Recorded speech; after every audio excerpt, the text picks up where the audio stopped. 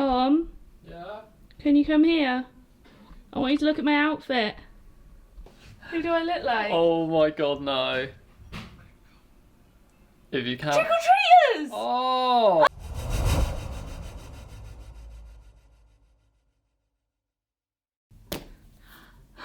So it's Halloween tonight, and doesn't this just seem like the perfect night to talk about Jeffrey Dahmer? And, like many of you, I spent most of the series glued to the screen.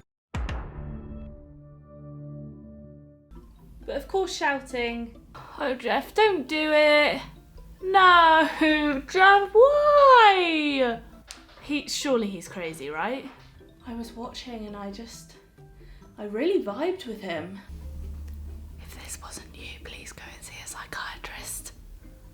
So, to later find out that he was deemed clinically sane by doctors really made me question my profession. Jeff killed 17 men in total, and he experimented with all of them, which included preserving, cooking, and even eating some of them. I think I might get the award for the most low effort pumpkin.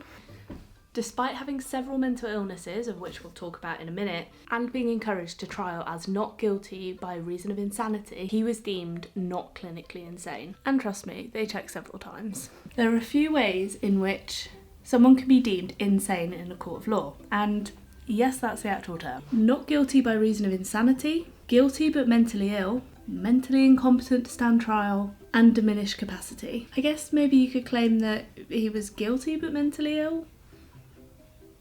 Probably fits in that one. So, let's talk about Jeff's mental health diagnoses. Number 1, emotionally unstable personality disorder, also known as borderline personality disorder.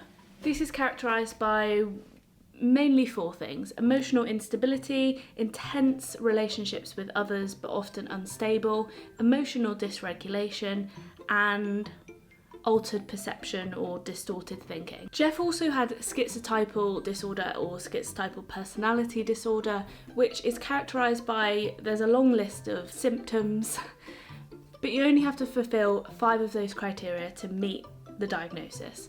I think the ones in particular that Jeff met were, he had a very unusual affect. It was, as they called it, inappropriate or constricted. He also had almost no friends except his family, and a kind of lack of social relationships outside of a very small group of people. I mean, we can all agree that Jeff's behaviour was a little bit odd or eccentric. Again, another characteristic of this disorder. I think he probably met some of the other criteria, but those are the main 3 that I can think of. I was gonna try and plait my hair whilst I did this video, but I actually don't think I can do it, so give me 1 second.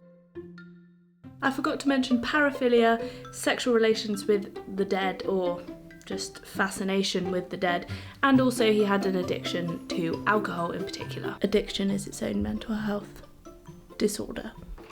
I feel like the next obvious question is, was Jeff not a psychopath or a sociopath? And the answer to that is no, because he had lots of things that psychopaths and sociopaths don't. He had feelings for others, and a lot of his desires and a lot of his behaviours they revolved around the fact that he wanted to be with people, which is very much not like a psychopath. In fact, he even drugged his victims so that they wouldn't leave him or feel any pain, which I don't feel like a psychopath would do, because psychopaths don't care about people. They don't know or feel other people's feelings, so they just don't really understand the concept of pain. Jeff also indicated that he felt guilty for his actions, which a sociopath and a psychopath never really feel. They just have a lack of guilt. Jeff also did express some feelings of, like I said, guilt, but also remorse. And whether that was actually true or not is kind of still up for debate. But look, his twisted crimes were just a cry for help. He just wanted friendship, he felt lonely, and which way does this go? And he wanted a companion that would never leave him. Now, although his crimes were terrible, you actually don't have to be a psychopath to be a murderer. And actually, murder is much more common than psychopaths. Now, a lot of people, not a lot, but more people commit murder. And if you look at the criminal justice system, a lot, if not all, of people in jail have mental health problems. There are a few key bits of information when deeming if somebody is clinically insane or not and able to be tried against the deemed not guilty by reason of insanity. The main points are that they didn't know what they were doing and they didn't know what they were doing was wrong, which kind of meant that they were unable to not commit the crime. Jeff blatantly admitted to the fact that he knew what he was doing and he knew what he was doing was wrong. He also took steps to cover up the act by disposing of the body, which also just criminalises him more. What do you think? Let's go see what Tom thinks. Tom? Yeah? Can you come here? Oh, why? I want you to look at my outfit.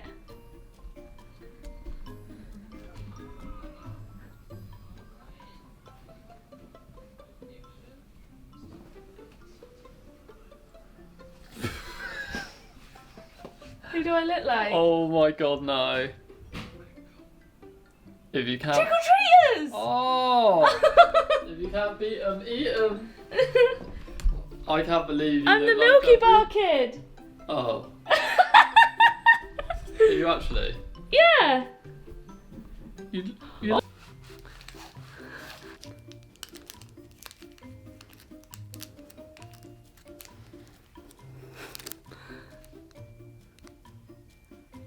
Almost.